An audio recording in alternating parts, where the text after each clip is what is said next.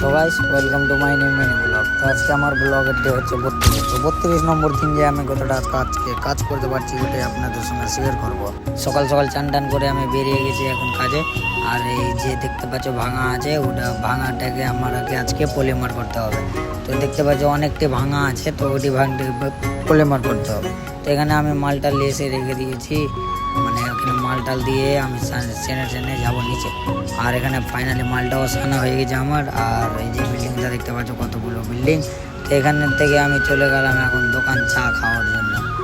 আর এখান থেকে এক কাপ চা খেয়ে আমি আবার চলে আসলাম মশলা দেওয়ার জন্য।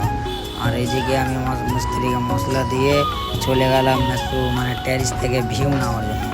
মানে আমরা যেটা বিল্ডিংয়ে থাকি ওটা বিল্ডিং থেকে অনেক সুন্দর সুন্দর মানে ভিউ আছে এখানে।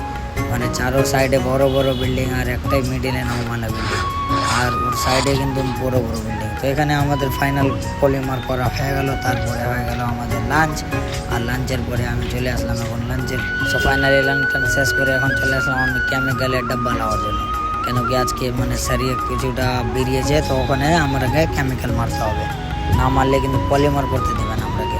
তো এখানে আমি কেমিক্যালের ডাব্বা ঢুঁড়ছি কোনটা আছে। তো ফাইনালি পাইলাম, পেটে আমি মানে কেমিক্যালটা মিলিয়ে এসে আমি নেমে গেলাম থাপে।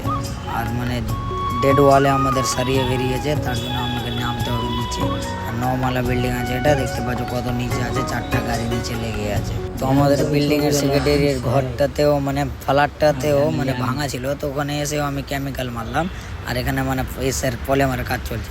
তো আমাকে সুপারভাইজার এটা জার্সিটা দিল, কিসের আছে আমি কিছু জানি না এখানে কি এটা কে পরে জার্সিটা। তোমরা যদি জানো তো আমাকে কমেন্ট করে জানাবেন কি এটা মানে কে পরে গেঞ্জিটা, সুপারভাইজার পরে না ইঞ্জিনিয়ার পরে না কে পরে। সবাই যদি ভিডিওটা ভালো লেগে চ্যানেলটা ফলো করো।